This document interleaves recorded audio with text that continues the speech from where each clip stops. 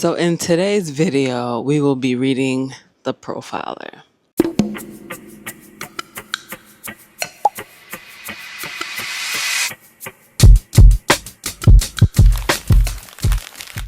The only thing about this video is my camera is at 45%.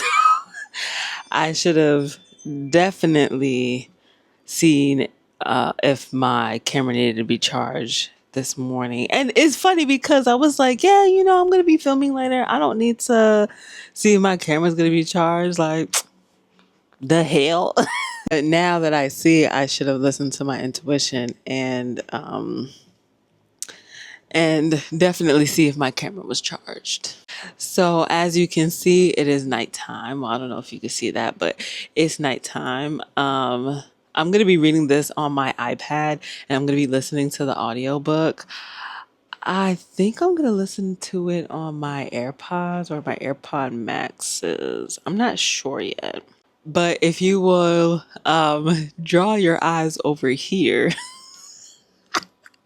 let me tell you something. The last time that I read a book, it was in my previous video.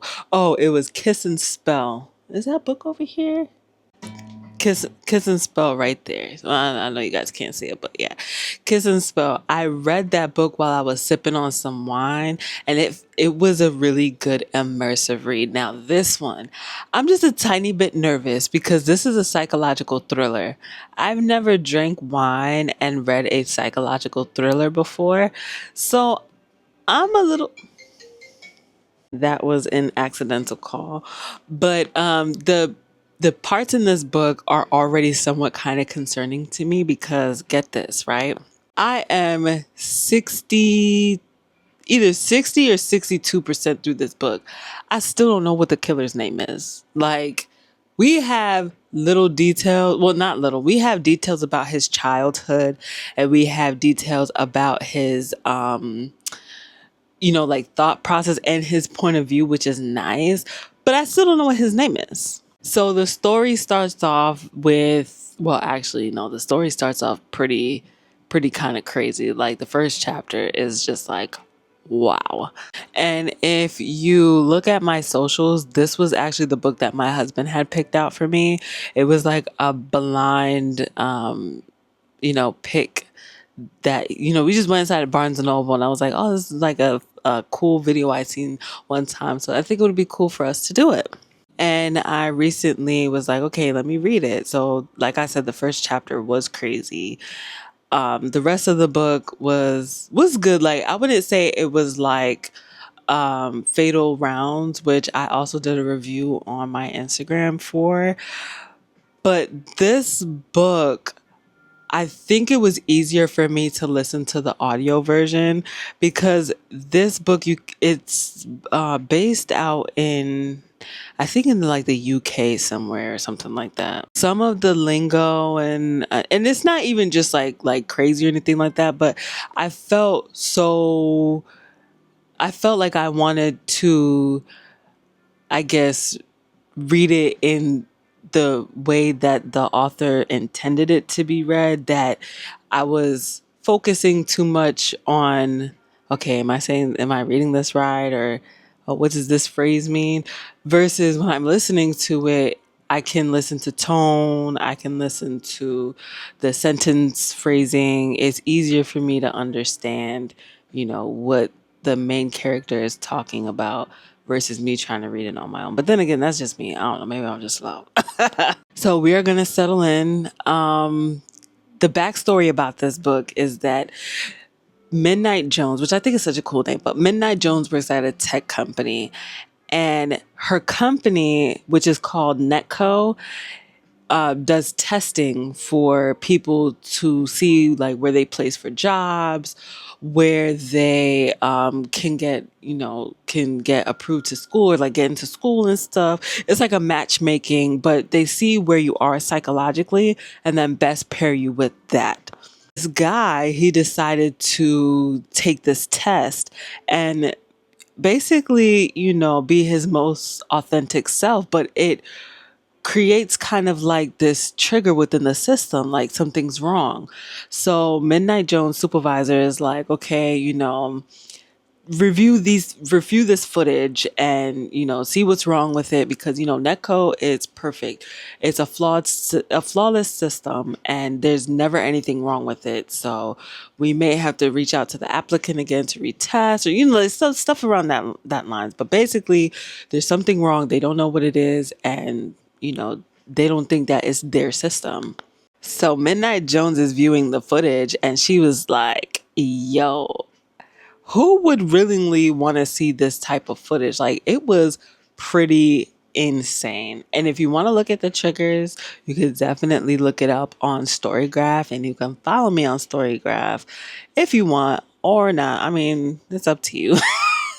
But this is a psychological thriller, so it is kind of like, insane. But yeah, so, not to give too much of the book away, but I do want to, have you guys read it. So I'm going to continue. So she raises this profile K, to her supervisor, and it's like, yo, this footage is really insane. There's nothing wrong with the system. I think there's something wrong with the applicant that took the test. So her supervisor was not listening to her, and she decided to take it into her own hands and raise it above him by barging into the big boss's office and being like, listen, I need to speak to you about something. So her boss, the bigger boss, does kind of reprimand the supervisor for being, sexist, and it gives her an opportunity to speak about it. But then also is like, don't do that again. To say like, I don't have time for this, but I'll listen to you. So she tells her what's going on, and she was like, that's interesting. Send me the footage, and make sure that you're not downloading it to your software or anything like that. Like, you just be mindful of that, because we have strict policy against that, right? So a little time has passed, and she gets a phone call from her bigger boss, and it's like, thank you so much for doing your, not even thank you so much. Like, I don't even think she really gave her a compliment for raising this issue. But Midnight's main concern was like, what is a profile K? Because I think this profile falls under that. The bigger boss said that a profile K isn't a real thing. It was what the colleagues would use to prank other colleagues, and the K stands for killer, but it's not a real thing. But the way that this guy is, it was like they made something without realizing that they made something. So on this phone call, her boss tells her like, thank you so much for, bringing this to my attention. I just want to let you know that this book, that this profile wasn't even supposed to be given to you. It was just like, I want to say a placebo, but something that the company offers, where people can go take the test just to see where they place, but they're not using it for anything. They just want to just take the test just to take the test. So the profile was never supposed to be given to her. And then get this, right? So her boss has the nerve to say in the same conversation, like, I want to remind you that, you signed a non-disclosure, and, you can't discuss with this profile with anybody. So I was advised to tell you that you need to go over, I think it was like their procedural manual or whatever like that, and to, be, what did she say? Be familiar with what our policy is, because if you go outside of this and you talk about it and it's known, we could sue you for defamation. I said, ain't this about a blip, right? Like, I don't understand. You go to work to do your job, and she's really good at her job. Like, she's really good. You flag something that is suspicious, and you're told, oh yeah, good job, but at the same time, don't speak about it. Don't download anything to your software or anything like that, because we could actually sue you for this. Like, excuse me, what? And I question that part so much, because if that's the case, then why did the guy that took the test receive an email saying, we received your test results, And I forgot what the word that they use, but basically the person that's going to be conducting like your test results and going over it with you is Midnight J. So if he was just taking the test just to take the test, why did he get that email? Because now it put a target on her back. Child, look at me being passionate.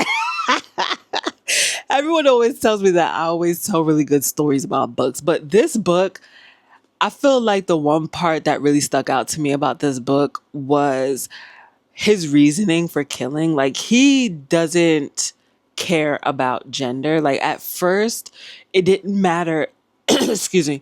It didn't matter if it was a male or a female, but it didn't even say like a course of a certain time, but just like eventually he has started to, okay, you need to shut up. Child, I forgot what I was saying. What was I saying? Oh, yeah, because over a course of a time, he started focusing more on women. And he said, this is what he said. Are you listening to me? This man said that he targets women because they are more unaware of their surroundings than I guess males, you know what I'm saying? Than the opposite gender. I was like, sir, that's actually kind of scary. You know what I'm saying? Like, in parts of the book, he's literally stalking these women, you know? And there was one, if you follow me on Threads, there was one where I was like, listen, this girl, she spooked him out because he gets a thrill off of, you know, scaring people, like the terror of that, of the terror that he causes people before they, you know, leave the earth. I'm not laughing because it's funny. I'm laughing because I'm trying to find my words. You know what I'm saying? But, you know, he finds joy in that. Like, that's one of the driving forces on why he, you know, does what he does. But this one girl, child, child. I said, Lord, I hope that she makes it. But unfortunately, you know, yeah. So I want to finish this book. I want to do a readathon. So I'm going to take this time to get some wine. I don't know if I'm going to really sip on the wine like that. I'm going to read it on my iPad so that way I could turn some of these lights on, make it a little moody in here, you know what I'm saying? And, you know, we'll come back once, you know, I'm done with the readathon. Okay, ring doorbell. And I gotta pee, so we're gonna set up, come back, read. I think I want to try and read for like 2 hours. I think that's a good number, and then we'll check in, see if we finish, and the thoughts. Oh yeah, I forgot what I was saying. Um, my red Solo cups. I was looking for a wine glass and realized that I broke all my wine glasses are broken. I never got a chance to get any more. So we just go, you know, drink out of the Solo cups. Plus, I don't feel like doing no dishes. So yeah, let's start reading.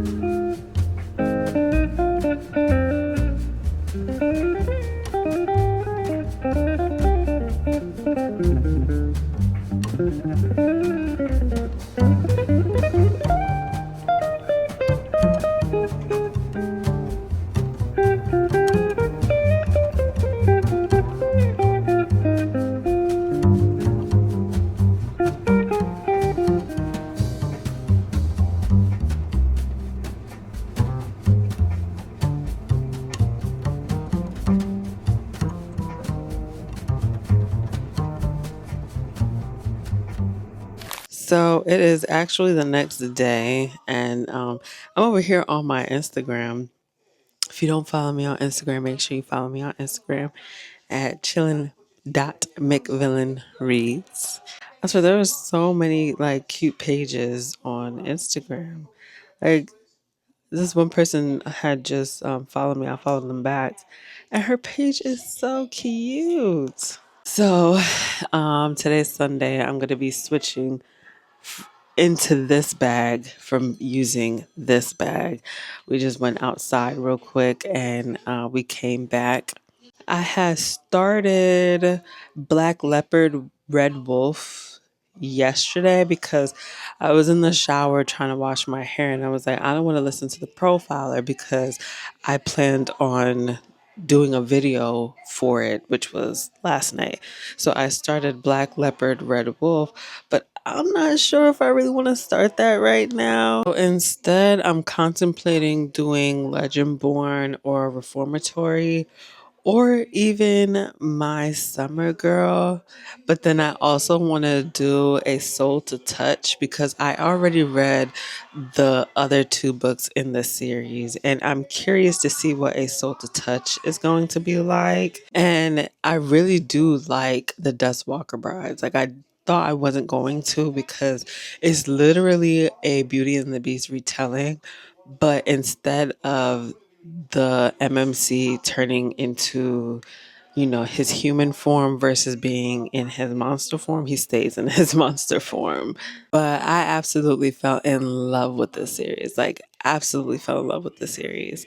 I really didn't think that I was gonna like the series as much as I did, but I really do. I am a little weary about recommending it to people because of the nature and the contents of the story, but if I could, I definitely would recommend it to anybody. So right now, I wouldn't say that I'm a mood reader, but I feel like I kind of am. Like I am an unidentified mood reader, I guess if you could say that. So I'm not sure if Black Leopard Red Wolf is really fitting my vibe right now. Especially since I just finished reading Fatal Round, which is I don't know if it's a psychological thriller, but it is a thriller. And I'm reading The Profiler, which is a psychological thriller. So I'm kind of in my thriller slash mystery bag right now. But none of these books that I had put on my Instagram is like that. Did read the other two books in I forgot what she called the series, but Celestine Martin, I read her other two books in that series. The only book that I didn't read was Deja Brew. I wasn't a big fan of Kiss and Spell. Kiss and Spell was like pulling teeth. I was very highly upset. So I'm not sure how I feel about Deja Brew. I have to see the reviews first. Maybe I'll read Legendborn, or I might just beat the bullet and read A Soul to Touch because I am curious about that. Finishing the stories. Reformatory, I've heard mixed views about it. I heard that it's kind of tough to get through because of the nature of what it touches on. Not that it's even like scary or anything like that, but just I guess the setting that the book is in. So I don't know. I'm gonna have to really think about this. I think if anything, I might just read Legendborn since the other two books are out right now. I think I might just read that one. But then it also depends because I was trying to listen to Black Leopard Red Wolf and the narrator, I could tell he kind of has like a low accent voice. So it'd be really nice to listen to it with like earbuds or something like that. But I don't know. I'm gonna have to think about this. I'm not sure what next book I'm gonna read out of the list that I picked, but yeah. So to talk about the profiler, I want to give.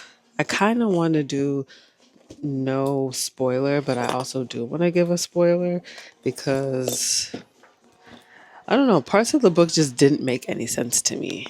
So, to not give anything away first, I just want to say that the book is really good. Like, I really am enjoying it. If you like psychological thrillers, I definitely would pick this book up. The first chapter is insane, it really draws you in. And if you want to kind of get clues as to who the killer is, I would definitely read this book. So if you want to stop the video here, you can, because the next part I am going to be giving away spoilers. So peace for right now. So I don't want to go too much into like what the story is about. Like I do, but I don't at the same time. But basically, I'm just a little confused about some of the aspects of the story. I'm a little concerned. I got like chocolate pieces in my bag. Like, how the hell that happened? Oh, because you know what? I did have that chocolate piece that my coworker brought back from Germany.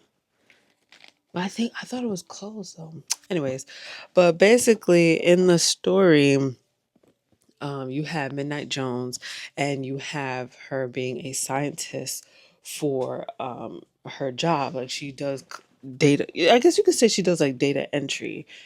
But last night when I was reading and listening to the story, it just confused me because how is she so damn smart? Now, I'm the type of person where I don't really watch like CSVU or like Law and Order or anything like that. I'm not that type of person because my mom used to watch them type of shows all the time. And some of the stories would like just some of the stories was just horrible. And then to find out that they actually were using real life stories, that also broke my heart. So I just was never into those types of shows because they were so sad and so depressing and stuff. But now this, like, there was one part in the story that I heard last night where they had showed a point of view from one of his previous victims from when he was a child. And basically, he had led this little boy to a river because he had caught a frog and the little boy was passing him. And the little boy wanted to put the frog in the river. So the applicant, that's what they call the killer. The applicant said, "Oh yeah, you can put the frog in the river. I'll show you where to go." So he's like, "Okay." So he's following him. It's nothing. It's whatever. Next thing he knows, he slips and falls and he gets glass and he like has like big gashes on his arm and stuff. So he starts bleeding. And he starts like bleeding out. He starts like bleeding like a lot, right? So the little boy starts getting scared and he's like, "Yo, I think we should get a parent. I mean, we should get like an adult because I'm starting to feel woozy." So the little boy is like, "No, like, don't worry, I got you, I got you."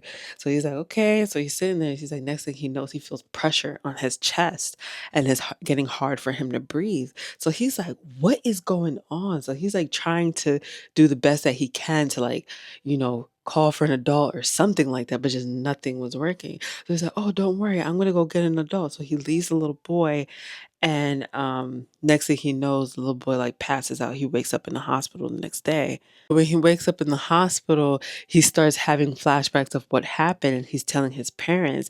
And he's like, "Yo, that little boy that had quote unquote saved me, he was sitting on top of my chest, licking my wound on my arm that was bleeding profusely." I said, "Child." Now I understand that they're trying to build up what the killer's experience was and some of the things that he has done when he was younger. However, I felt like that kind of didn't do anything for the story. Hey, it's future me. I'm actually going through the clips right now.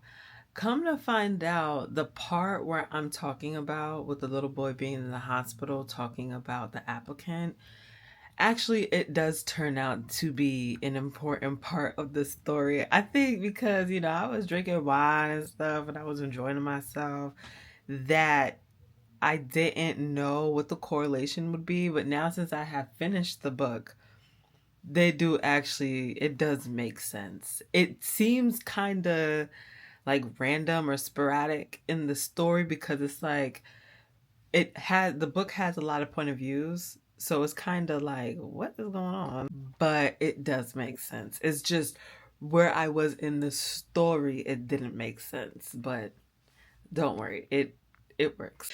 Like, there were some point of views while reading this book that it didn't help, but it also didn't hurt the story. It was just kind of like, why do I need to know this? Like, I already know he's a bad person.